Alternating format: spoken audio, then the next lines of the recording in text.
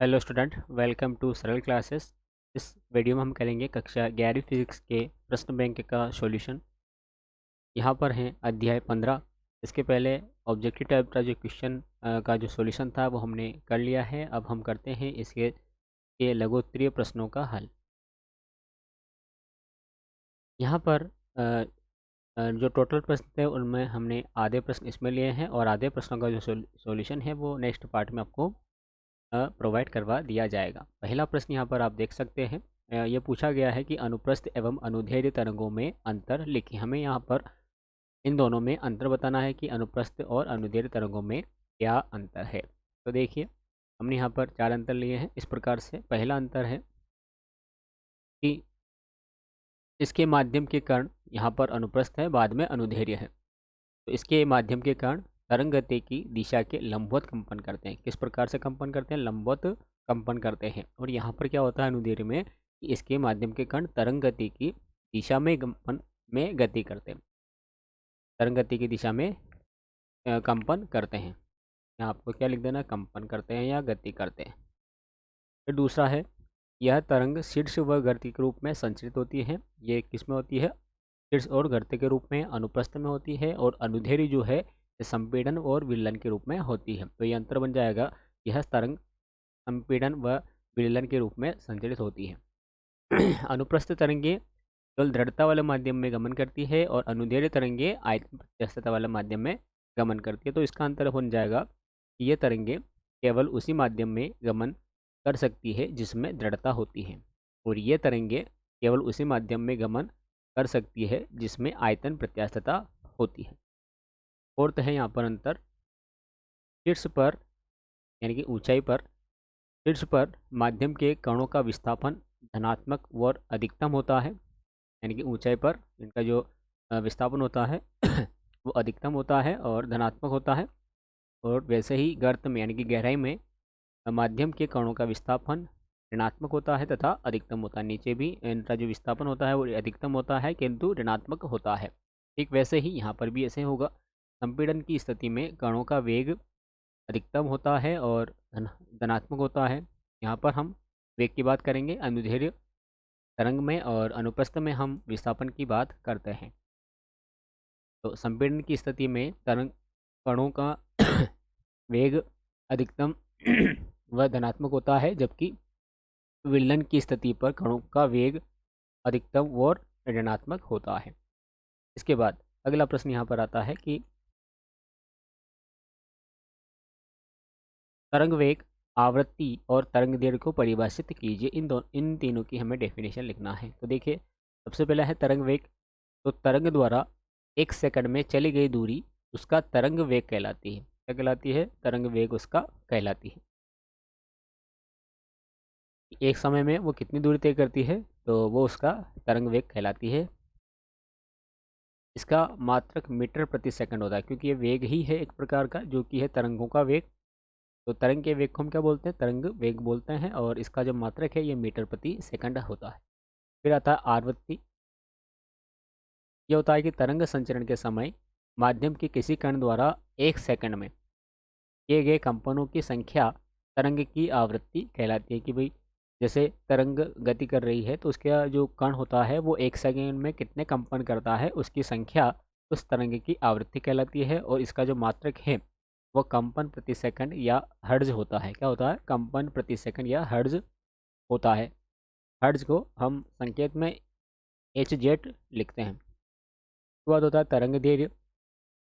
तरंग दैर्ध्य तो तरंग संचरण के समय माध्यम के किसी कण के एक दोलन में लगे समय में तरंग द्वारा चली गई दूरी तरंग दैर्ध्य कहलाती है। यानी कि जब तरंग गमन करती है तो उसके एक दोलन में जो समय लगता है उस समय में जितनी दूरी वो तय करती है वो उसके तरंग दैर्ध्य कहलाती है। और इसका मात्रक मीटर होता है। क्या है ये? एक प्रकार की दूरी है जो तरंगों की हम नापते हैं। तो इसका जो मात्रक है वो मीटर होता है। यहाँ पर हम बात करते हैं तरंग वेग का। तो इस तरंग वेग को हम v से बताते हैं। आवृत्ति जो होती है इसको हम f से भी बता सकते हैं, इसको हम n से भी बता सकते हैं, और इसको हम न्यू से भी बता सकते हैं, न्यू। और तरंग दैर्ध्य जो है इसको हम लेमडा से रिप्रेजेंट करेंगे। उसके बाद अगला प्रश्न है यहाँ पर जो कि प्रश्न बैंक में 6 नंबर पर दिया गया है कि कोई चमगादड़ वायु में 1000 किलो हर्ट्ज आवृत्ति की ध्वनि उत्सर्जित करता है यदि यह ध्वनि जल के पृष्ठ से टकराती है। किससे टकराती है? जल के पृष्ठ से टकराती है। तो पहला है परावर्तित ध्वनि और दूसरा है पारगमित ध्वनि की तरंग दैर्घ्य ज्ञात कीजिए। जबकि यहाँ पर वायु एवं जल में ध्वनि की चाल क्रमशः 340 मीटर प्रति सेकंड तथा जो 1486 यानी कि 1486 मीटर प्रति सेकंड दे रखी है। तो सबसे पहले हम यहाँ पर जो मान यहाँ पर दिए गए हैं हम उनको लिख लेते हैं। तो सबसे पहले यहाँ पर क्या दिया गया है? ये 1000 दिया गया है। क्या है ये? उसकी आवृत्ति है वायु में, तो हम इसको लिख लेते हैं। दिया है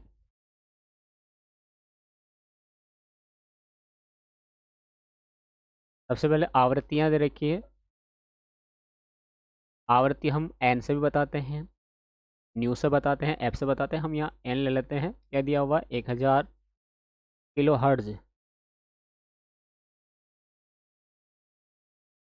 किसी भी न्यूमेरिकल को करने के लिए सबसे पहले हमें ये ध्यान रखना है कि सारे जो इनके यूनिट दे रखी है, इकाइयाँ दे रखी है, वो एक ही हमें होनी चाहिए, ज़्यादातर एसआई में होनी चाहिए। यहाँ पर हर्ट्ज तो है एसआई का, लेकिन ये किलो भी जुड़ गया साथ में, तो इस किलो को हम एसआई में कन्वर्ट कर लेते हैं, है ना। वैसे एसआई का है लेकिन ये 1000 भी आ रहा है और किलो भी आ रहा है, दोनों यूनिट एक साथ नहीं आ सकती है। तो आपको यहाँ पे क्या करना है? तो सिंपल हर्ट्ज में चेंज करना है। तो 1 किलो, किलो का मतलब क्या होता है? 10 की घात 3 होता है। किलो का मतलब क्या होता है? किलो का मतलब होता है 10 की घात 3, या 1000 भी हम यहाँ पर लिख सकते हैं। तो ये हो जाएगा 1000 इंटू 1000 हर्ट्ज हो गया है। यानी कि जो आवृत्ति है वो आ गई है 10 की घात 6 हर्ट्ज। आवृत्ति कितनी आ गई है? 10 की घात 6 हर्ट्ज। अब यहाँ पर वायु में और ध्वनि में, जल में ध्वनि का वेग दे रखा है, वो भी हम लिख लेते हैं। वायु में ध्वनि का वेग,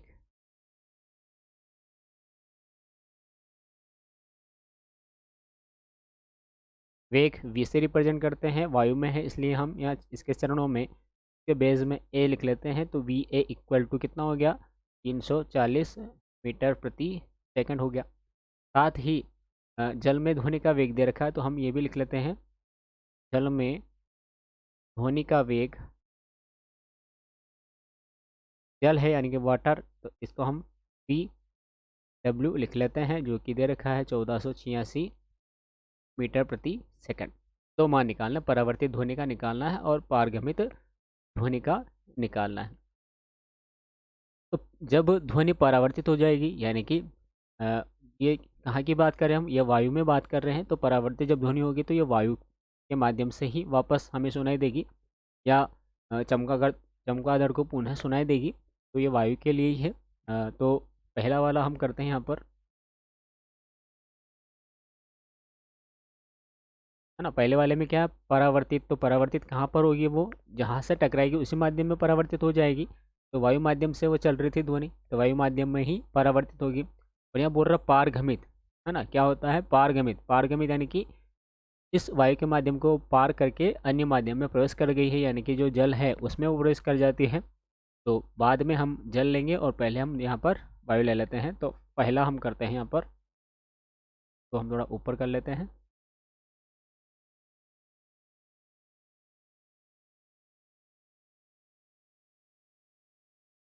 तो हम लिखते हैं यहाँ पर पहला वाला,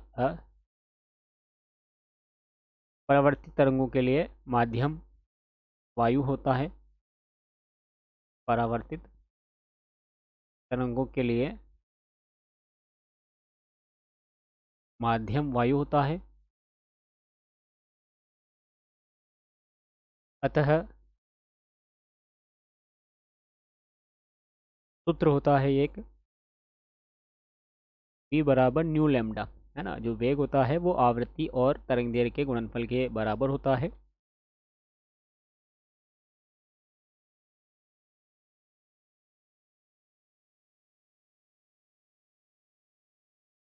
तो वेग सूत्र होता है वेग बराबर न्यू लेमडा यानी कि एन लेमडा, है ना। और हमें किसका मान निकालना है, हमें यहाँ पर इस लेमडा का मान निकालना है, प्रश्न में पूछा गया था।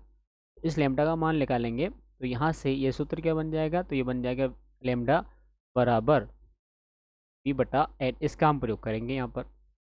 तब हम निकाल रहे हैं वायु के लिए, तो ये सूत्र बन जाएगा तब लेमडा बराबर वी ए बटे में लिख देंगे हम ए एन। तो मान लिखे हम यहाँ पर, तो लेमडा बराबर क्या होगा, तो यहाँ पर वी ए यानी कि वायु में ध्वनि का वेग दे रखा है जो कि है 340। तो यहाँ लिखेंगे हम 340 अपोन में आ जाएगा एन यानी कि आवृत्ति जो कि है 10 की घात 6। 10 की घात 6 अब घातें ऊपर जाएगी तो ये हो जाएगी 340 इंटू 10 की घात -6।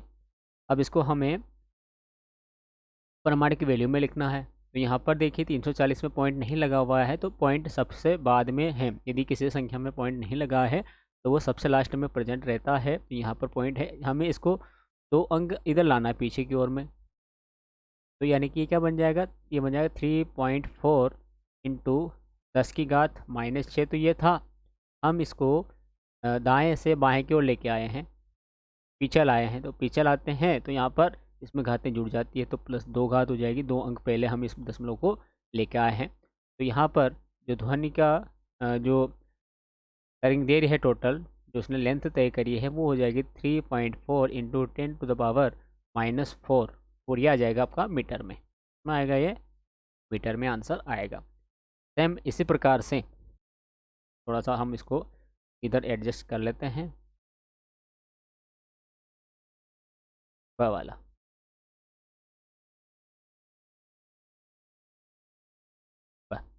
अब यहाँ पर क्या होता है, पारगमित के लिए यानी कि जल में जा रही है तरंगे, तो ये हो जाएगा जल में संचरित ध्वनि तरंगों के लिए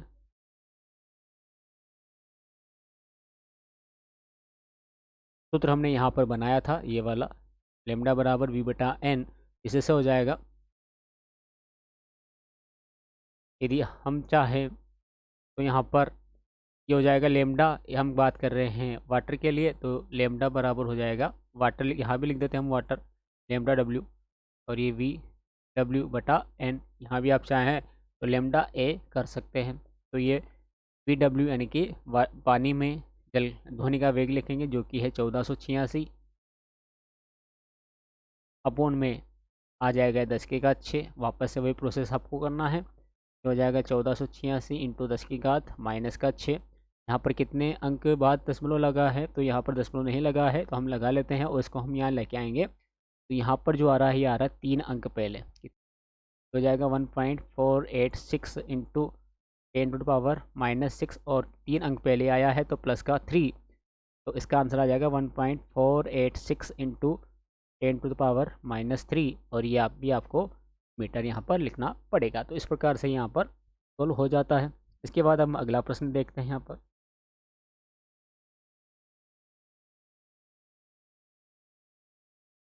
अगला प्रश्न दिया गया है इस प्रकार से, 100 सेंटीमीटर लंबी तनी हुई डोरी में उत्पन्न मूल स्वर की आवृत्ति 200 कंपन प्रति सेकंड है।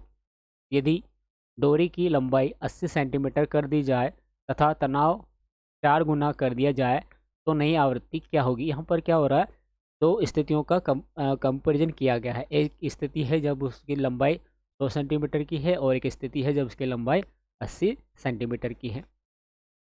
पहली स्थिति में जो कंपन हो रहे हैं वो 200 हो रहे हैं, यानी कि उसकी जो आवृत्ति है वो कितनी हो रही है, 200 की। और बाद में आवृत्ति कितनी हो जाएगी, जब तनाव बल 4 गुना कर दिया जाए तो ये नई आवृत्ति क्या हो जाएगी, वो हमें यहाँ पर निकालनी है।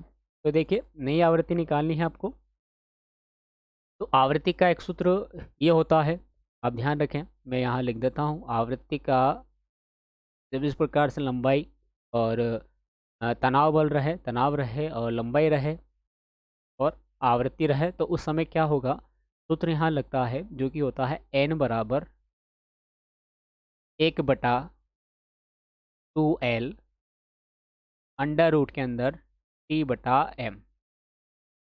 ये सूत्र होता है। तो पहली स्थिति में यह सूत्र लगाना है, दूसरी स्थिति में यही सूत्र लगाना है। जब पहली स्थिति और दूसरी स्थिति है तो पहली स्थिति में हम यहाँ पर इस सबको 1 1 कर देंगे और बाद वाली स्थिति में इन सबको 2 2 कर देंगे। यानी कि पहली स्थिति में n1 बराबर हो जाएगा 1/2 L1 √T1/m। द्रव्यमान हम यहाँ पर दोनों का सेम मान लेते हैं तब।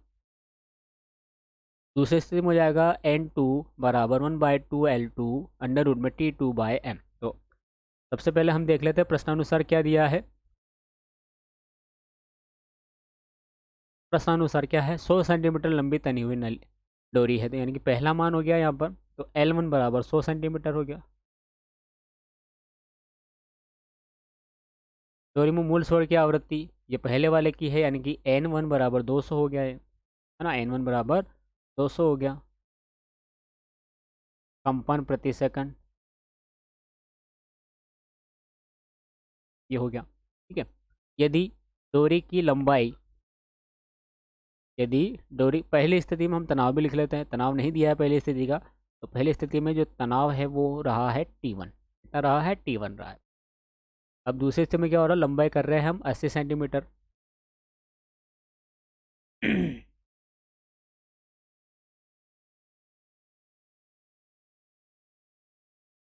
तथा दूसरी स्थिति में क्या हो रहा है, L2 बराबर ये हो रहा है 80 सेंटीमीटर।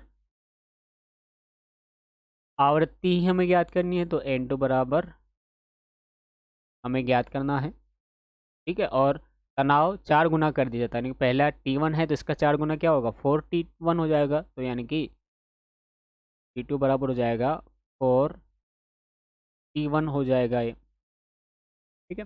ये सारे मान हो गए। तो पहली स्थिति में ये हो गया, तो हम यहाँ लिख लेते हैं। तब इस सूत्र के अकॉर्डिंग हमें मान लिखना है यहाँ पर, ये n बराबर है तो ये n1 है, तो n1 बराबर 1/2L, तो 1/2L1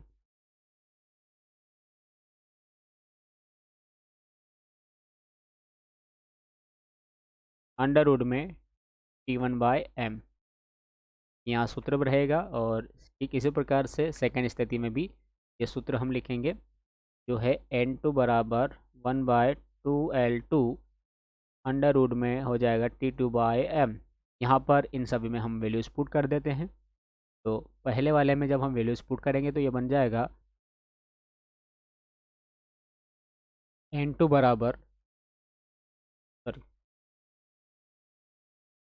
मान है अपने पास यहाँ पर n1 का मान कितना है, 200 है, तो हो जाएगा 200 बराबर 1/2L1, यानी कि 2 ×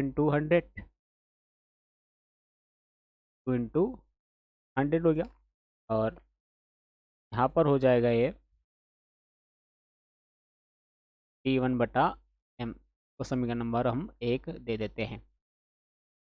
इसी प्रकार से यहाँ भी हम मान लिखते हैं, तो ये हो जाएगा n2 का मान ज्ञात करना था, तो n2 इक्वल टू 1/2L2, यानी कि 80 है यहाँ पर, तो 2 × 80 हो गया। और ये ऐसा का 80, T2 का मान कितना 4T1 है, तो हो जाएगा 4T1/m, समीकरण नंबर 2। अब हमें n2 का मान निकालना था, तो हम क्या करते हैं, समीकरण 2 में समीकरण 1 का डिवाइड कर देते हैं, भाग दे देते हैं। समीकरण 1 भागित समीकरण 2 से, या समीकरण 2 भागित समीकरण 1 से n2 निकालना है, तो हम समीकरण 2 भागित समीकरण 1 दे देते हैं यहाँ पर। तो लेफ्ट LHS में देंगे, RHS में देंगे। तो यहाँ पर देखिए ये हो जाएगा n2/200 इक्वल, ये हो जाएगा, पहले ये आ जाएगा यहाँ पर 1/2 × 80 √4T1/m। जब ये इसके बटे में आएगा तो ये पूरा का पूरा उलट गुणित हो जाएगा। तो उलट गुणित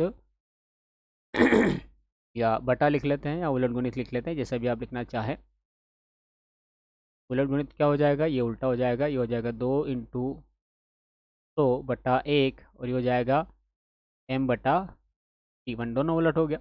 अब यहाँ पर देखिए 2 से 2 कैंसिल हो गया, 0 से 0 कैंसिल हो गई, और भी काटना चाहे और भी काट देंगे हम। यहाँ पर 2 से ही कट रहा है 4 बार, और 2 से कट गया 5 बार। तो यहाँ पर क्या बचा है, तो यहाँ पर ये बचा है n2/200, एक बार खुद भी जो है कैलकुलेशन करके देख लीजिएगा। N2/200 बराबर, अब यहाँ देखिए 5/4 तो ये बचा है, और अंडर रूट में संख्या जो है इंटू हो जाएगी, यानी कि 4T1/m इंटू m/T1। तो यहाँ देखिए m से m कट गया, T1 से T1 कट गया, 4 बचा है अंडर रूट के अंदर, और 4 का वर्गमूल होता है 2, तो ये हो जाएगा N2/200 बराबर 5/4 इंटू 2, 2 से ये 4 भी कट गया 2 बार। अब यहाँ पर ये बचा हुआ है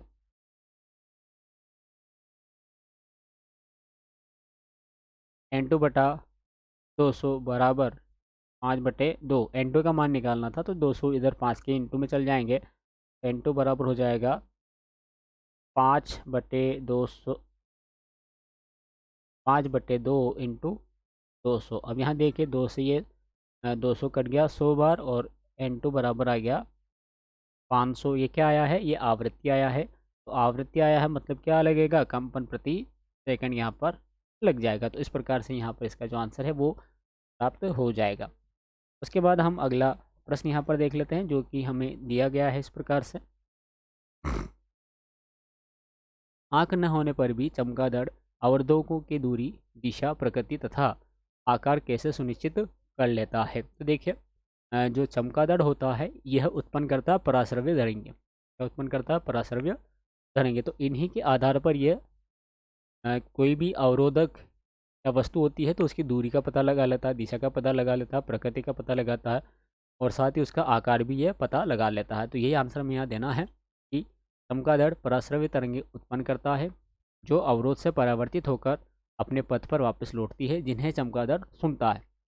ये प्राप्त तरंगे ही चमगादड़ को अवरोध की दिशा, प्रगति, आकार सुनिश्चित करने में सहायता प्रदान करती है। ठीक है, उसके बाद अगला प्रश्न यहाँ पर है, किसी अस्पताल में ऊतकों में ट्यूमर का पता लगाने के लिए पराश्रव्य स्कैनर का प्रयोग किया जाता है। उस ऊतक में ध्वनि में तरंग दैर्घ्य कितनी है, जिसमें ध्वनि की चाल दे रखी है 1.7 किलोमीटर प्रति सेकंड है, और स्कैनर की प्रचालन आवृत्ति 4.2 मेगा हर्ट्ज है। तो यहाँ पर एक तो ध्वनि की चाल दे रखी है, क्या दे रखा, एक ध्वनि की चाल यहाँ पर दे रखी है, और एक यहाँ पर 4.2 मेगा हर्ट्ज दे रखा है यहाँ पर आवृत्ति। तो देखिए जो चीज़ें दी है वो आपको यूज़ करना है। तो प्रश्नानुसार एक ही के लिए दे रखा है, यानी कि आवृत्ति दे रखी है यहाँ पर। प्रश्नानुसार आवृत्ति यानी कि n बराबर हम लिख लेते हैं 4.2 मेगा हर्ट्ज। तो देखिए यहाँ पर भी इसको हम SI यूनिट में चेंज करते हैं, तो मेगा का मतलब होता है 10⁻6। मेगा का मतलब क्या होता है, 10⁻6 होता है। तो इसकी जो आवृत्ति है ये हो जाएगी n बराबर 4.2 इंटू 10⁻6 हर्ट्ज हो जाएगी। उसके साथ ध्वनि की चाल दे रखी है तथा ध्वनि की चाल, यानी कि हम इसको 20 से डिनोट कर देते हैं, तो ये हो जाएगी 1.7 किलोमीटर प्रति सेकंड। अब किलोमीटर प्रति सेकंड है, इसको मीटर में चेंज करते हैं, और 1 किलो में अभी हाल हमने बात की थी, तो 1 किलो में 10⁻3 होता है, तो v बराबर हो जाएगा 1.7 इंटू 10⁻3 मीटर प्रति सेकंड। ये हो गया। तो अभी हाल जो सूत्र हमने लगाया था ये पहले वाले क्वेश्चन में, वही सूत्र हमें यहाँ दोबारा से लगाना है, ये वाला लैम्डा बराबर v/n।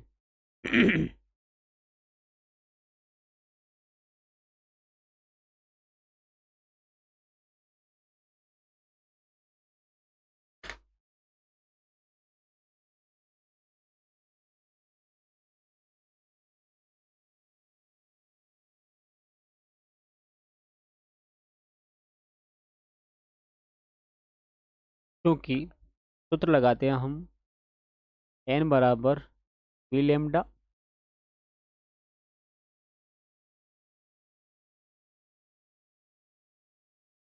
एक मिनट रुकिएगा। सूत्र